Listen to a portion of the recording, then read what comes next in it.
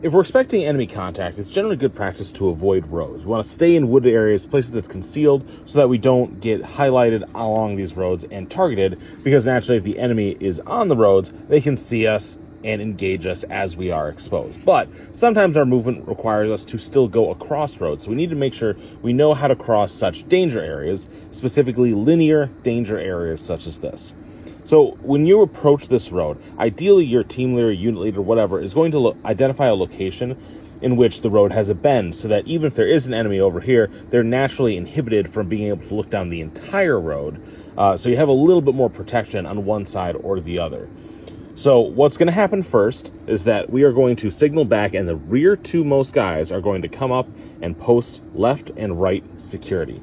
They are going to look down the road and have a good sector of fire down here, so that if any enemies show up, they can be engaged, suppressed as you go into your break contact or react contact battle drills, which is not great, but it's better than just being walked up on in a very exposed area like this.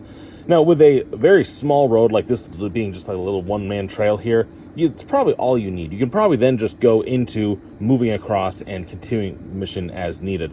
But if the road is a little bit wider, like a 2-lane road, or even like a bigger highway, you may want to push out another 2 guys to take the far side, and they will post left and right security on the far side. So you have near left and right and far left and right. They do the same thing, they're just observing from the opposite side of the road, which gives you a little bit more protection.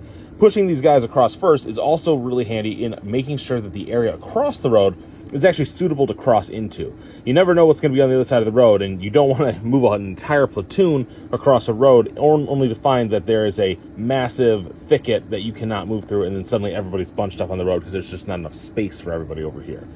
So once they cross, they get security, they make sure the road is clear, the other side is all clear, then everybody can move through to the far side. Leader goes through, last man taps these guys as they go, and then as they go, they will become the last guy, and they'll tap these guys out, and then the entire unit can continue the mission as an element going forward. The advantage of having the last guys in the unit be the ones to pull security is that they can then just follow in and just continue without messing up the whole formation super complicated.